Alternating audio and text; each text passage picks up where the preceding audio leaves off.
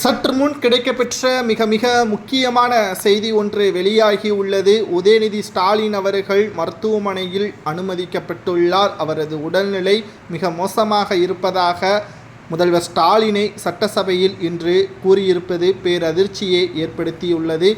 உதயநிதி ஸ்டாலின் அவர்களுக்கு என்ன ஆட்சி, அவரது உடல்நிலை தற்பொழுது எப்படி இருக்கிறது என்பதையும், அவரது உடல்நிலை மருத்துவர்கள் சொன்ன அறிக்கையும் சமூக ஊடகங்களில் வெளியிடாமல் இருப்பதற்கு ஊடகங்களை மிரட்டியும் திமுகவின் மிக முக்கியமான நிர்வாகிகள் வைத்திருக்கிறார்கள். பொய்யான தகவலை வெளியிடக்கூடாது, ஏனென்றால் துணை முதல்வராக இருக்கிறார் என்பதை விட அடுத்த கட்ட அரசியல் தலைவராக அவர்தான் திமுகவில் இருக்கிறார்.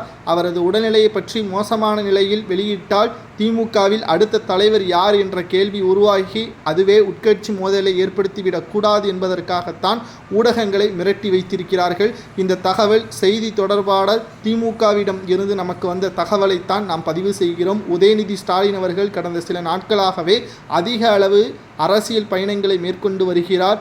குறிப்பாக 2026 சட்டமன்ற தேர்தலில் திமுக வெற்றியடைய வேண்டும் என்பதற்காகவும் 200 தொகுதிகளுக்கு மேலாக திமுக வெற்றியடைய வேண்டும், மக்களவை தேர்தலில் வெற்றியடைந்ததை விட சட்டசபை தேர்தலில் வெற்றியடைய வேண்டும். ஏனென்றால் புதிதாக விஜயும் களத்தில் வந்துவிட்டார். அதிமுகவும் பாஜகவுடன் கூட்டணிக்கு ஏற்பாடுகளை செய்து வருகிறது. அப்படி செய்யப்பட்டால் மெகா கூட்டணி அமைந்துவிடும். மக்களவை தேர்தலிலேயே திமுக டெபாசிட்டை இழக்கக்கூடிய நிலைமைதான். பாஜகவும் அதிமுகவும் கூட்டணி வைத்திருந்தால் அதுதான் நடந்திருக்கும். அவர்களது பிரிவுதான் சிதறிய ஓட்டுக்களை திமுக அள்ளிவிட்டது என்றே நாம் கூறலாம்.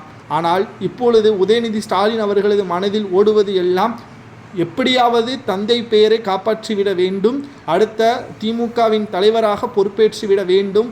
இளம் தலைவர்களாக பொறுப்பேற்றால் நிச்சயம் திமுகவே தனது கட்டுப்பாட்டில் வைத்துவிடலாம். மூத்த அமைச்சர்களையும் நிர்வாகிகளையும் ஓரம் கட்டி புதிய இளம் நிர்வாகிகளை முக்கிய பதவியில் வைத்தால் திமுகவை நாம் ஆண்டு விடலாம் என்பதுதான் அவரது எண்ணமாகவே இருந்திருக்கிறது. இதற்காக பல வேலைகளையும் செய்து வந்தார், இரவும் பகலும்.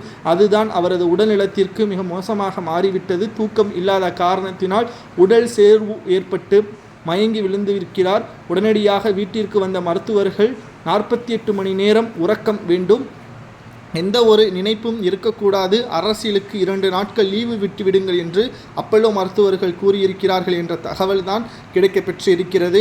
இதனால் தான் உடல்நிலை மிக மோசமாக இருப்பதாக சமூக வலைதளங்களில் திமுகவின் நிர்வாகிகள் யாரும் வெளியே பரப்பிவிடக்கூடாது, நிர்வாகிகள் யாரும் ஊடகங்களுக்கு தெரிவித்துவிடக்கூடாது என்று மிரட்டி வருகிறார்கள்.